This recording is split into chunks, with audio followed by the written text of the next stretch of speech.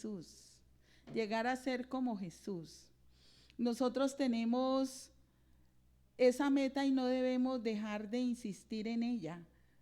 El diablo por todos los medios va a desanimarnos, a desmotivarnos, va a impedir que nosotros vamos en esa dirección que Dios quiere.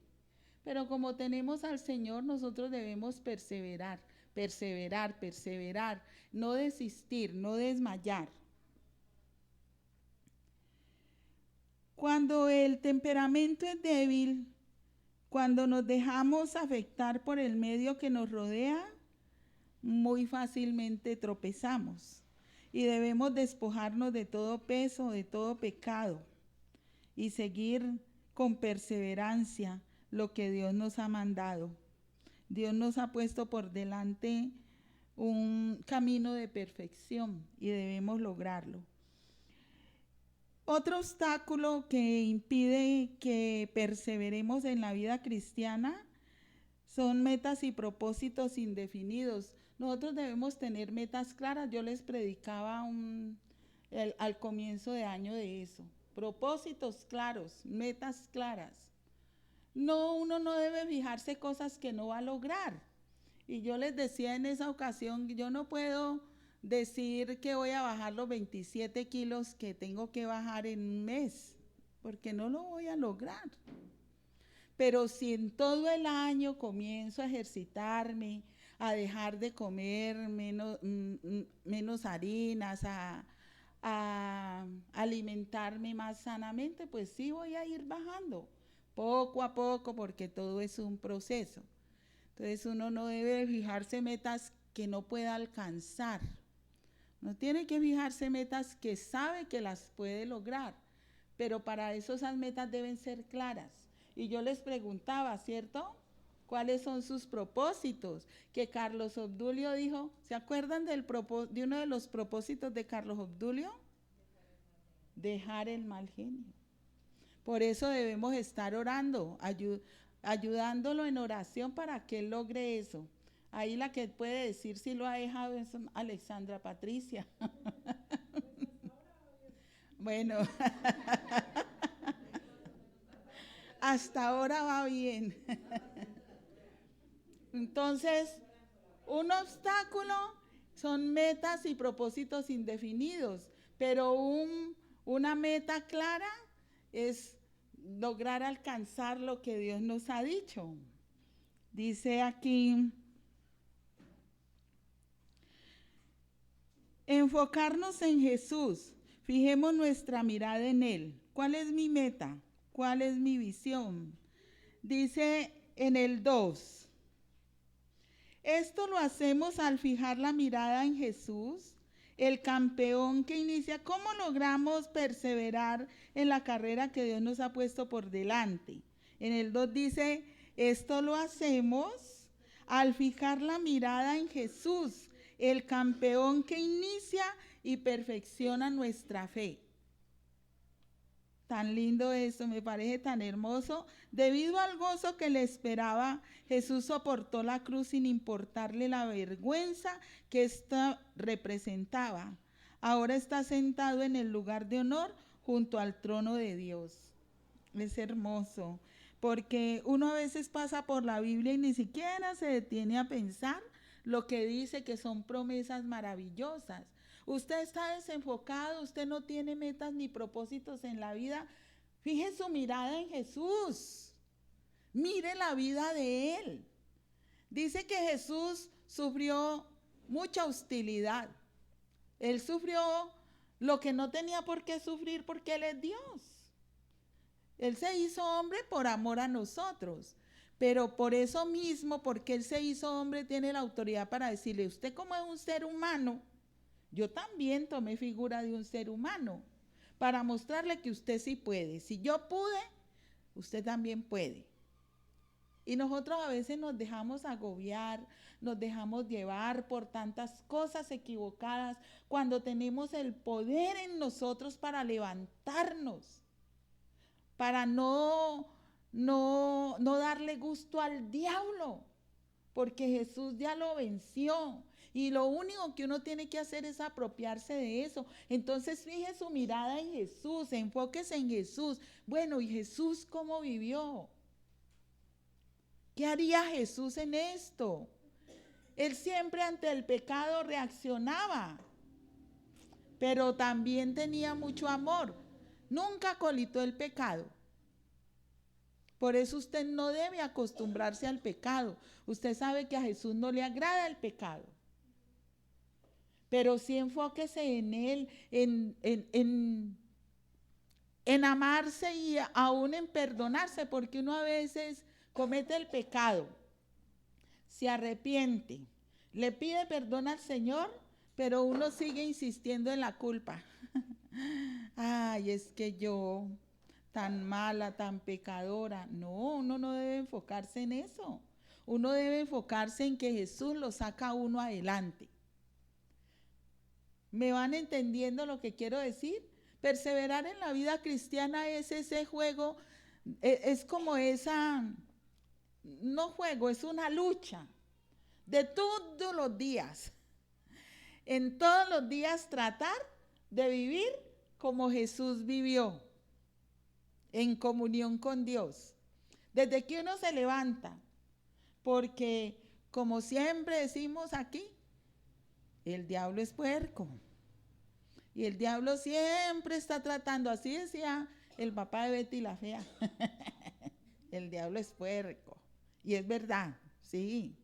Es sucio, él le tira a uno zancadilla, es el padre de las mentiras. Y él siempre está tratando de hacernos caer. Se levanta uno muy contento del día en que uno tiene, ay, estamos vivos. Y por cualquier cosita, el enemigo nos tira la cascarita. Y si uno no está enfocado en Jesús, resbala. No tiene por qué ser así. Es perseverar, poner la mirada en Jesús. Él no le importó el sufrimiento. Aquí dice en el versículo 2 que Él es el campeón que inicia y perfecciona nuestra fe. Nosotros debemos seguir creyendo en Dios, independiente de las pruebas, independiente de los sufrimientos. Debido al gozo que le esperaba, Jesús soportó la cruz sin importarle la vergüenza que ésta representaba. Ahora está sentado en el lugar de honor junto al trono de Dios. Piensen en toda la hostilidad que soportó por parte de pecadores. Así no se cansarán ni se darán por vencidos. Pues después de todo, ustedes aún no han dado su vida en la lucha contra el pecado. Sí, tenemos muchas pruebas, tenemos muchas luchas. En nosotros hay sufrimiento, hay dudas, hay desesperación muchas veces. Pero debemos quedarnos en eso. ¿Ese es nuestro enfoque? No, nuestro enfoque es llegar a ser como Jesús, perseverar en la vida cristiana, soportar con paciencia, con perseverancia, todo lo que se nos presente. A ver, ¿quién lloró hoy?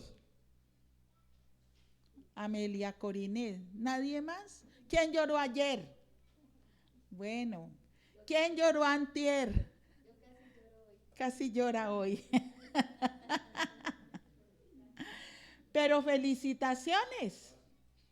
¿Qué quiere decir? No se quedaron llorando. Uno tendrá siempre motivos para llorar, pero uno no se puede quedar ahí. ¿Qué los levantó? Dios. Dios. Un aplauso para nuestro Dios. Dios nos levanta. Dios nos levanta.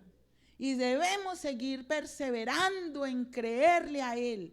Él es el autor y consumador de la fe. Él no es nuestro campeón. Y poniendo la mirada en Él, nosotros vamos a llegar a la meta. Y eso no lo debemos dudar. Debemos seguir perseverando, teniendo metas claras, visión clara. Mi visión debe ser perseverar en la búsqueda de Dios. Toda visión tiene una meta, no debemos admitir nada que ponga de lado nuestras metas y objetivos. No mires al hombre, no sigas al hombre, sino a Dios. Mucha gente deja de venir a la iglesia porque ve algo en alguno de los hermanos o en nosotros los pastores. Y dice, no, ¿yo qué voy a ir a esa iglesia? ¿Por qué voy a ir a ella? No, allá hay gente pecadora. Yo le vi esto a esta persona.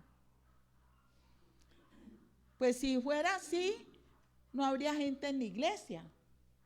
Porque todos aquí no están los sanos, no están los perfectos.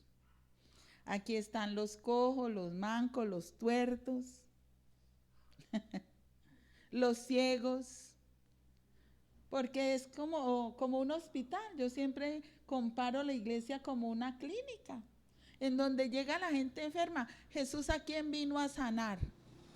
A los enfermos. ¿A quién vino a liberar? A los que estaban presos, oprimidos, encarcelados. Entonces aquí no hay ninguno que por perfección esté. Entonces siempre entre nosotros vamos a ver errores, entre nosotros vamos a ver cosas feas. Pero ¿qué hay que hacer cuando vemos eso? ¿Irnos de la iglesia? ¿No volver? ¿Qué tenemos que hacer? Ir al hermano, ir a la hermana y ayudarle, reconvenirle. Mira, hermana, yo vi esta actitud en ti o vi esta acción en ti. Como hermano tuyo, como hermana tuya, yo quiero orar por ti, quiero decirte que debes cambiar la actitud porque eso no le agrada al Señor.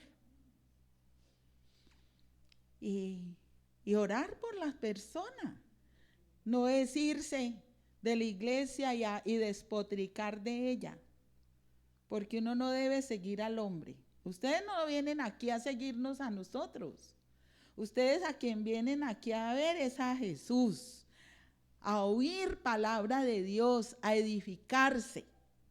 Que nosotros somos esas personas que Dios ha puesto para acompañarlos en su proceso de crecimiento y madurez, que Dios nos ha puesto como autoridad para guiarlos en la palabra de Dios. Pero somos igual a ustedes, con errores, con defectos. Solo que Dios nos ha puesto en una función y a ustedes en otra. Pero todos somos ovejas del Señor. Y Dios no hace acepción de personas, ninguno es más que nadie. Pero debemos perseverar en medio de todas las circunstancias, en medio de todas las pruebas. Llore un ratico, pero no se quede llorando toda la vida. Dice,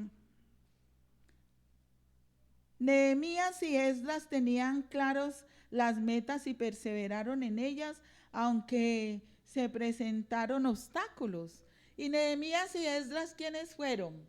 Personas que Dios usó para reconstruir a Jerusalén, a sus murallas, al templo. ¿Y lo lograron? Sí. Perseveraron, aunque hubieron obstáculos. Otro obstáculo que impide que nosotros perseveremos en la vida cristiana es la pérdida de motivación. ¿A cuántos de ustedes el enemigo les dijo, no vaya a la iglesia? Tenían pereza. ¿Quién tenía pereza de venir? Alexandra Patricia. ¿Quién pone eso? El enemigo. Porque un mandato es que no debemos dejar de congregarnos. Pero justo el enemigo, cuando uno va a salir, le llega la visita. Y entonces digo, no voy. No voy porque me llegó visita. Pero si usted tiene metas claras, dice, vámonos para la iglesia. Pues se trae a la visita. O el enemigo puede poner en uno cansancio, sueño, pereza. Eso es un obstáculo para perseverar, porque Usted faltó que Alexandra Patricia se hubiera dejado llevar por el no querer venir, por la pereza, por lo que se le presentó. Dentro de 8 días que ella quiera venir, otro obstáculo se le va a presentar. Y así van pasando días y ella va enfriándose. ¿Por qué? Porque esto, el unirnos en oración, a oír la palabra, alienta nuestro corazón, nos anima. Recuerden que la palabra de Dios no vuelve vacía. Y como no vuelve vacía, algo de lo que yo estoy predicando aquí se les va a quedar. Y eso les va a animar a seguir perseverando en la vida cristiana. Pero si dejan de venir, van a dejar de oír, porque la fe es por el oír y el oír por la palabra. Entonces van a desmotivarse. ¿Sí ven? La desmotivación, el desánimo. Uno a veces se desanima tanto que no quiere nada. Y tras dejar de congregarse, uno va perdiendo el entusiasmo para orar, para leer la palabra. Y usted va mirando todas las consecuencias. No nos desanimemos. Dice aquí en la palabra de Dios, así no se cansarán ni se darán por vencidos. Después de todo, ustedes no han dado su vida en la lucha contra el pecado. ¿Acaso olvidaron las palabras de aliento con que Dios les habló a ustedes como a hijos? Él dijo: hijo mío, no tomes a la ligera la disciplina del Señor y no te des por vencido cuando te corrija, pues el Señor disciplina a los que ama y castiga a todo el que recibe como hijo. Al soportar esta disciplina divina, recuerden que Dios los trata como a sus propios hijos. ¿Acaso alguien oyó hablar de un hijo que nunca fue disciplinado por su padre? Si Dios no los disciplina a ustedes como lo hace con todos sus hijos, quiere decir que ustedes no son verdaderamente sus hijos, sino ilegítimos. Ya que respetábamos a nuestros padres terrenales que nos disciplinaban, entonces ¿acaso no deberíamos someternos aún más a la disciplina del Padre de nuestro espíritu y así vivir para siempre? Y otra, además de la pérdida de motivación, que es un obstáculo que impide la perseverancia, otro obstáculo es el temor a la disciplina.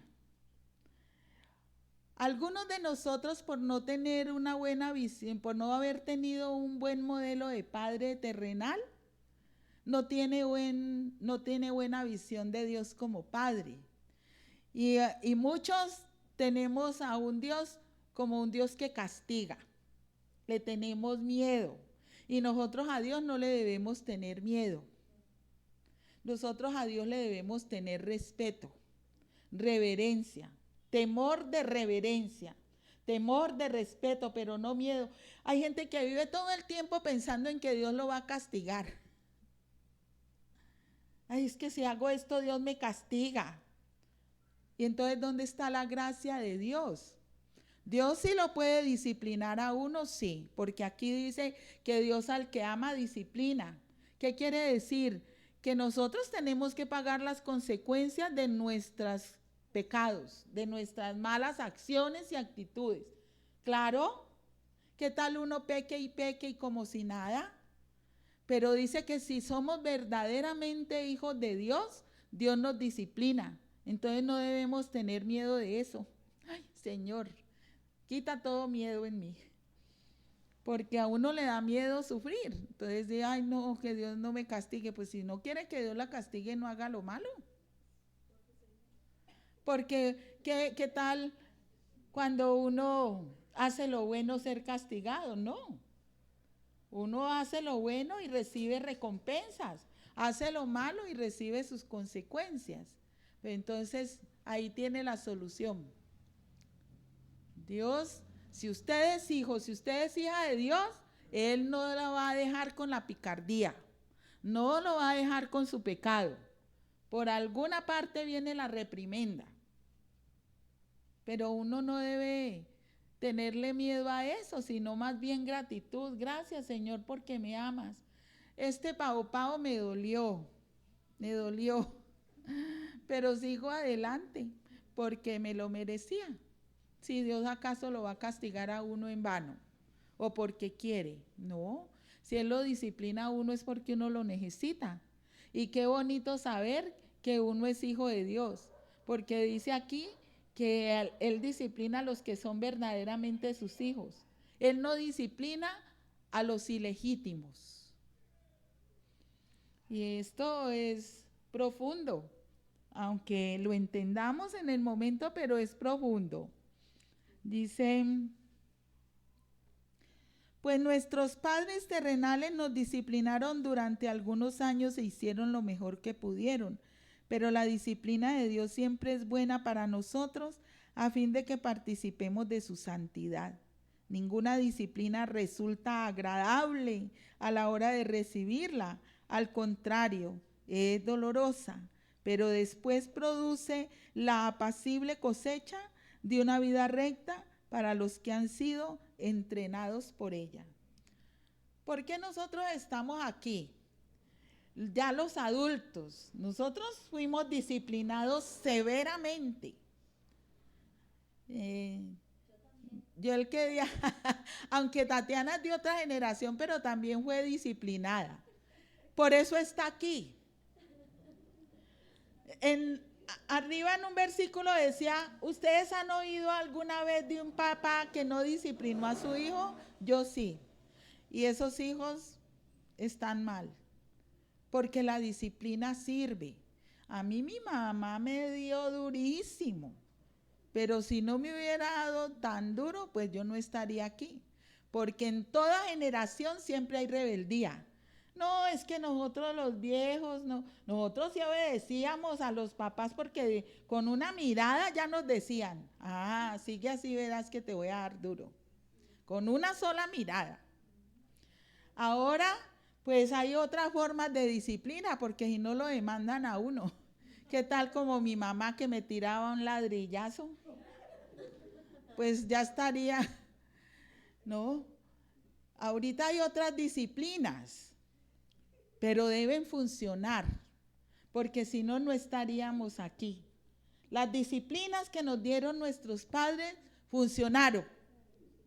Y si esos eran padres terrenales, pues la disciplina de Dios ha de funcionar mucho mejor, porque Dios, y Él sí nos castiga de una manera correcta, nos disciplina como debe ser. Entonces, familia, dice aquí que hay un fruto. En la Reina Valera dice que da fruto apacible a los que han sido ejercitados en la disciplina. En esta versión dice muy clarito también. Dice, por lo tanto, pero después produce la apacible cosecha de una vida recta para los que han sido entrenados por ella.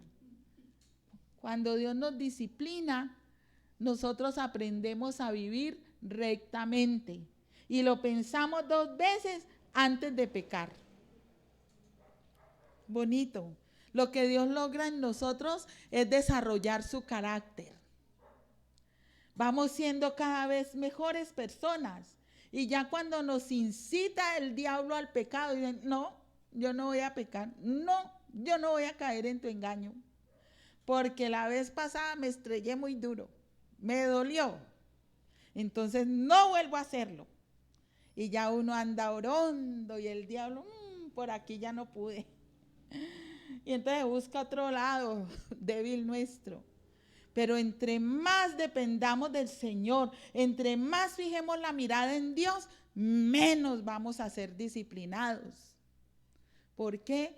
Porque Dios nos permite vivir vidas rectas, vidas honorables, vidas íntegras, que por ningún lado le damos papaya al enemigo. Entonces sigamos así, perseveremos en la fe.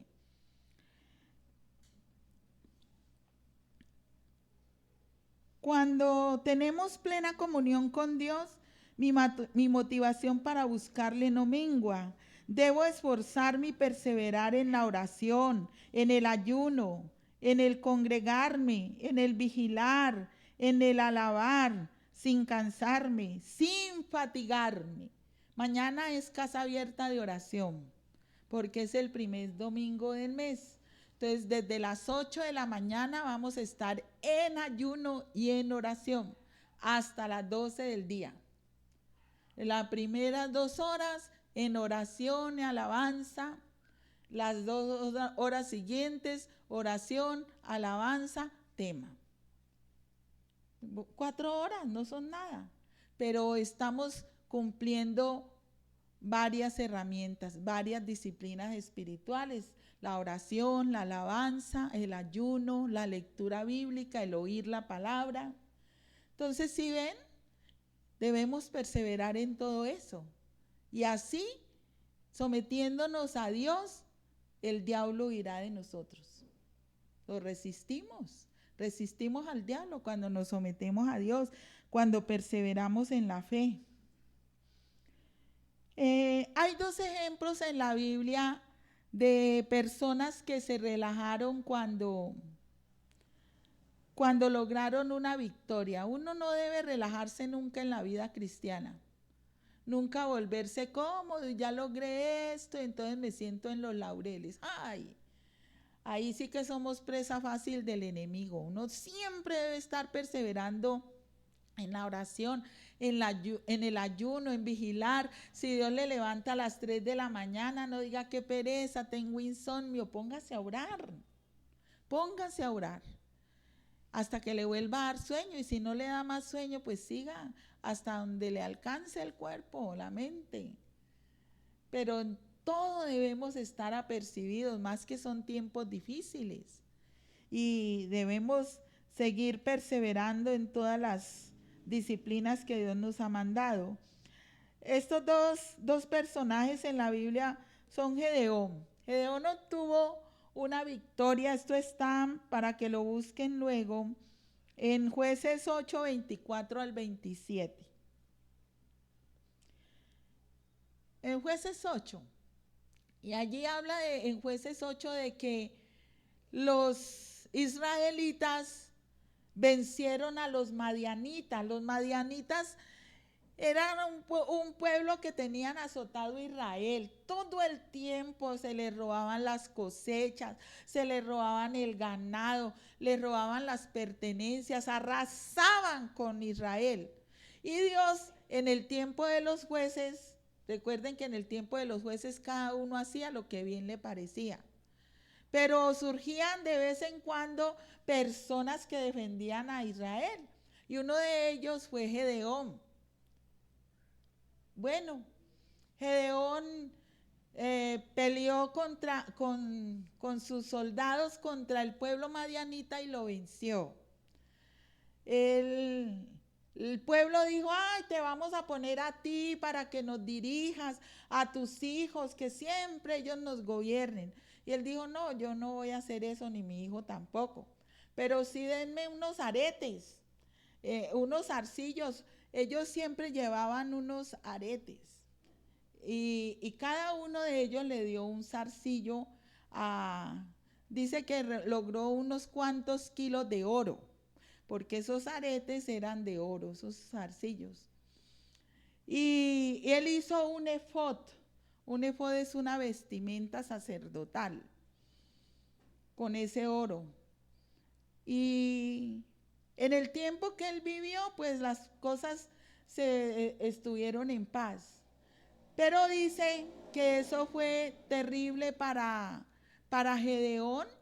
Miren lo que es uno confiar más en el hombre y en las cosas que en Dios. El pueblo comenzó a idolatrar ese efod.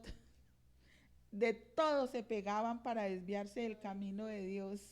Miren, voy a leerles para que un pedacito. Dice aquí: pero Gedeón, dice, entonces el 22, 8:22 de Jueces. Entonces los israelitas dijeron a Gedeón: gobiérnanos tú, y tu hijo y tu nieto serán nuestros gobernantes, porque nos has rescatado de Madián. Pero Gedeón respondió: yo no los gobernaré, ni tampoco mi hijo, el Señor los gobernará. Sin embargo, tengo una petición que hacerles: que cada uno de ustedes me dé un arete del botín que cogieron de sus enemigos caídos.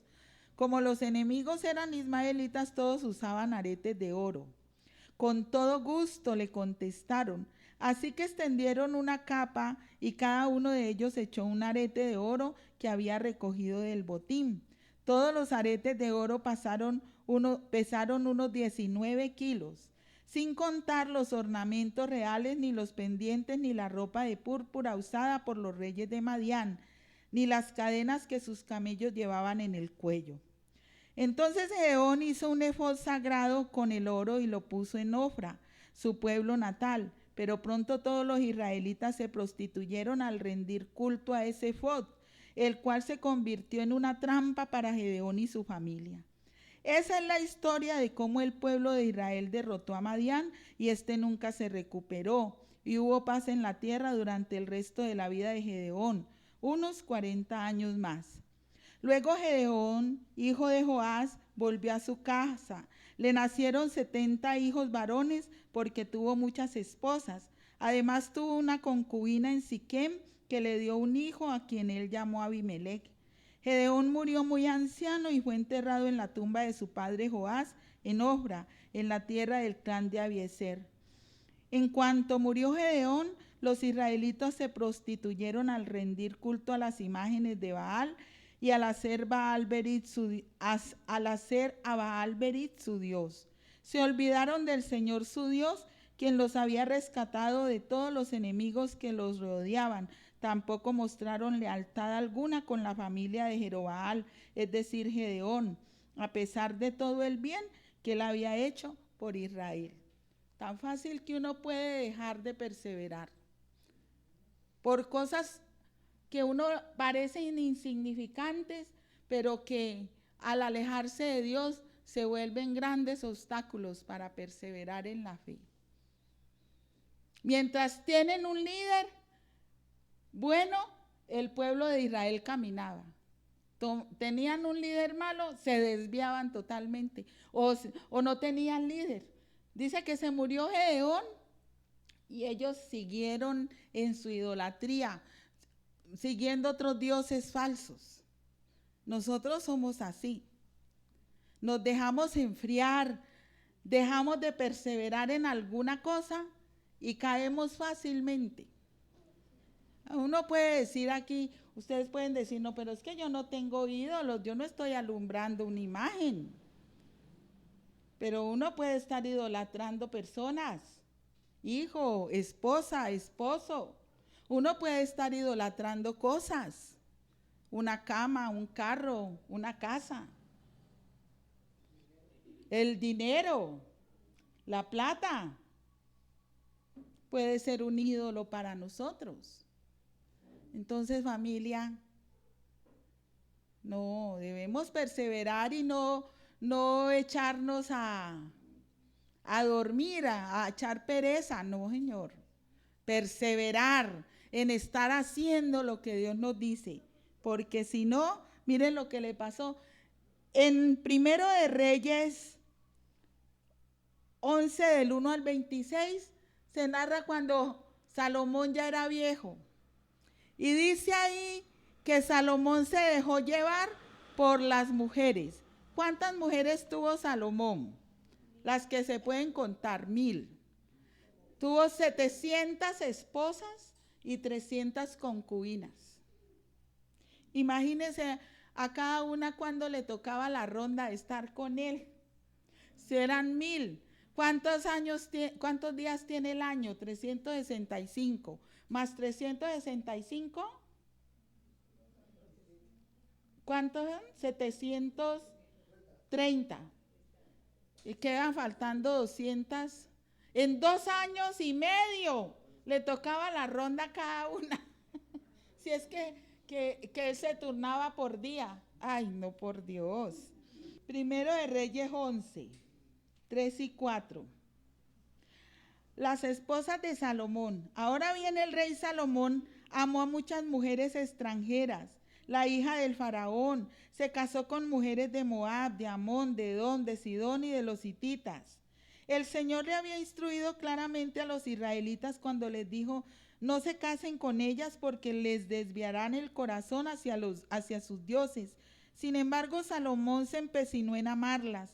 En total tuvo 700 esposas de cuna real y 300 concubinas.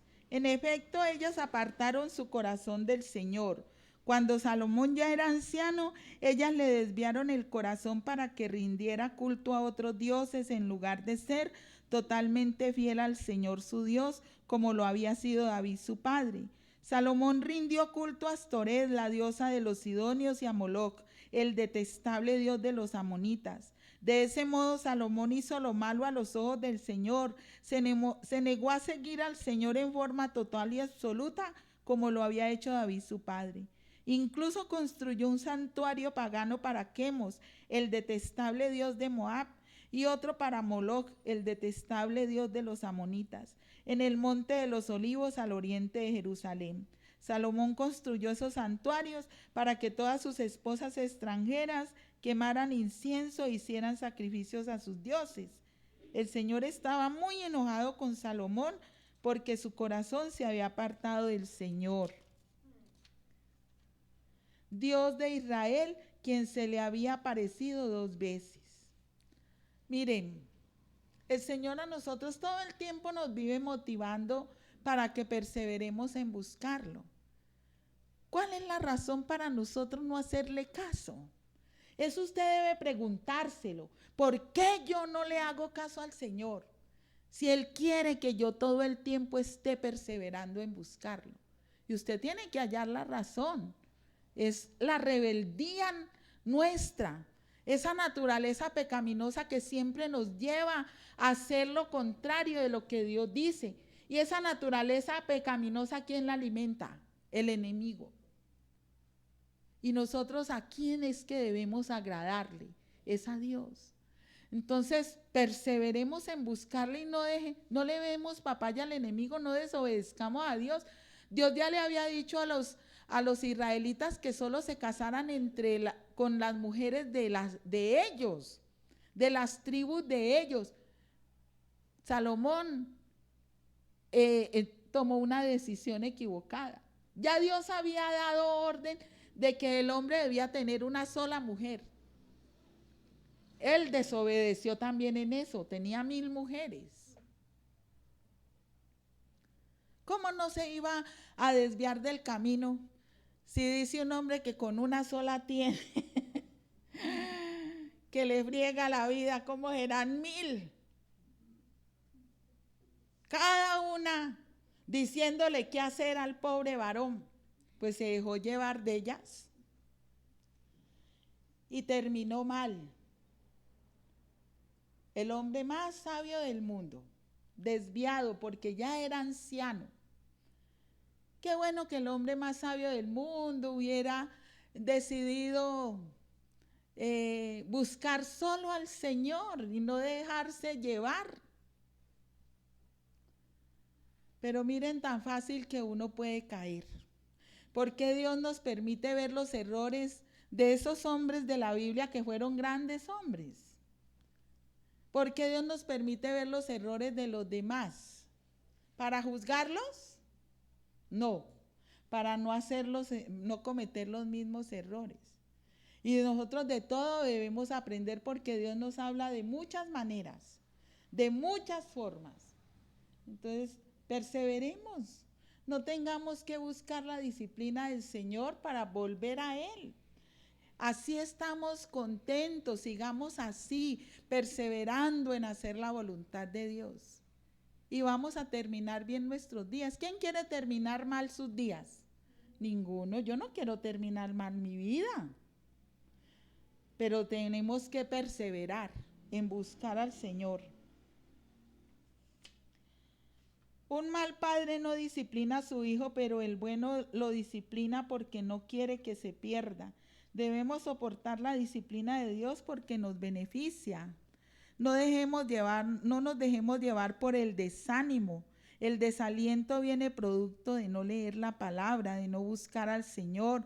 No nos dejemos llevar por la desobediencia, por la falta de santidad, por la falta de fruto. Todos esos son obstáculos que impiden la perseverancia en la vida cristiana. Más bien animémonos unos a otros. Obedezcamos lo que Dios nos manda hacer. Seamos santos, así como Él es santo, y demos fruto. Dice ya para terminar: por lo tanto, renueven las fuerzas de sus manos caídas y fortalezcan sus rodillas debilitadas. ¿Quién se siente como tembleque en la vida cristiana? Si alguno está tembleque, fortalézcase, Carlos Obdulio. Fortalezca sus rodillas debilitadas, sus manos cansadas. En la Reina Valera dice que nosotros debemos fortalecernos en Cristo, fortalecernos en Él. Dice: tracen un camino recto para sus pies, a fin de que los débiles y los cojos no caigan, sino que se fortalezcan. Si alguno siente que está cojeando, como nosotros aquí generalmente decimos, patulequeando, levántese. Deje esas manos, dice, fortalezcan los brazos caídos y las rodillas paralizadas, dice en la Reina Valera. En esta versión dice: renueven las fuerzas de sus manos cansadas. ¿Usted está cansado, está cansada de vivir esa vida cristiana? Pues le cuento que está cansado es porque no está viviendo en las fuerzas de Dios, sino en sus propias fuerzas.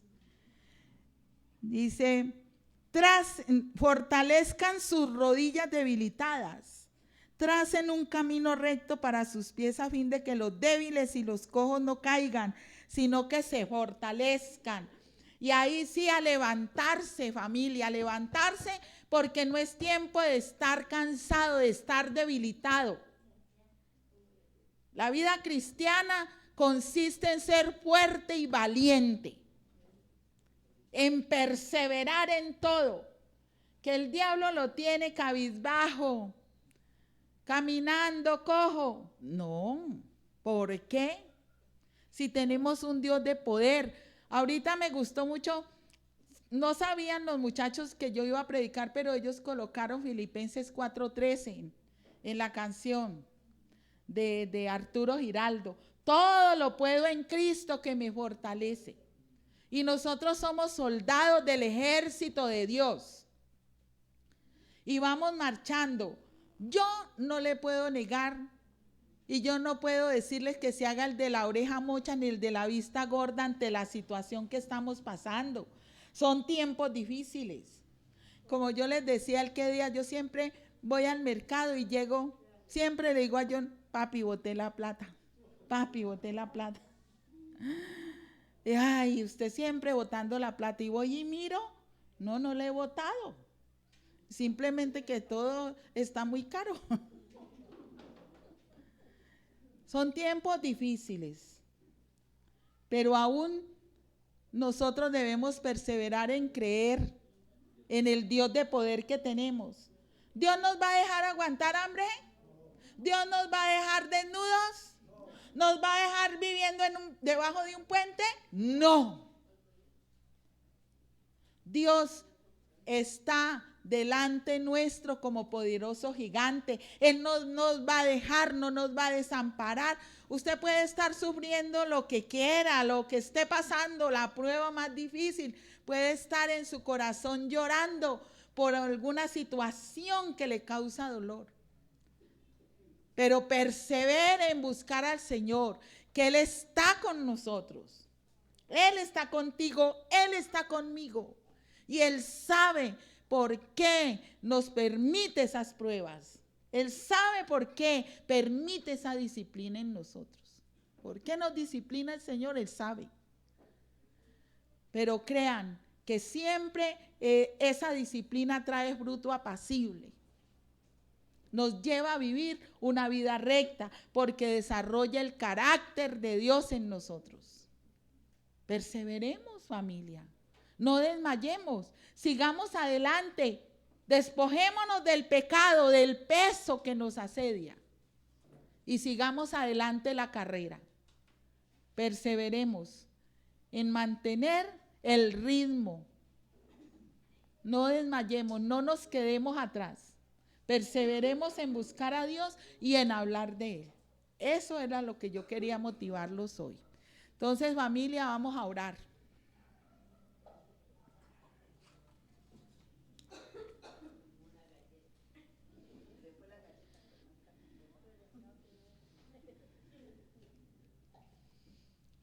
Oremos, luego recogemos los vasos. Papito Dios, yo te quiero dar muchas gracias por tu fidelidad, por tu amor, por recordarnos, Señor, que tú eres nuestro máximo ejemplo de fe, de perseverancia. Tú podías haberte retractado del propósito por el cual viniste a este mundo, que fue salvar la humanidad. Viviste tanta persecución, viviste tanta maldad, viviste tanto acoso de parte de la gente, tanta hostilidad, como dice en esta versión. Y sin embargo no menguaste en tu propósito. Tu meta era clara y la lograste. Lograste, Señor, triunfar en la cruz. Lograste salvar a toda la humanidad del pecado, del infierno, de la muerte. Tú saliste más que vencedor, fuiste victorioso y derrotaste al enemigo. Nosotros, Señor, no hemos sufrido aún la muerte. No hemos llegado hasta perder la vida. Él la perdió durante 3 días, porque al tercer día resucitó. Señor, tú no nos das más de lo que podemos soportar, dice tu palabra. Ayúdanos a perseverar en la fe, a perseverar, Señor, en los principios, en los mandamientos, estatutos y decretos que tú has dejado para nuestra vida. Concédenos vivir para tu gloria. No permitas que nos acostumbremos a vivir en el pecado. No permitas, Señor, que nos dejemos engañar por el enemigo. Concédenos el levantarnos como tu ejército, como soldados tuyos. Concédenos, Señor, animarnos unos a otros. Quitar, Señor, los brazos caídos, las rodillas paralizadas, las manos débiles, Señor. Y seas tú permitiéndonos ser esforzados y valientes. Concédenos, Señor, el seguir en la meta que nos hemos propuesto, que es llegar a tu estatura, Jesucristo. Concédenos, Señor, mientras logramos esa meta, hablar de ti para que otros también la logren. Tanta gente que necesita de ti, tanta gente apartada de ti.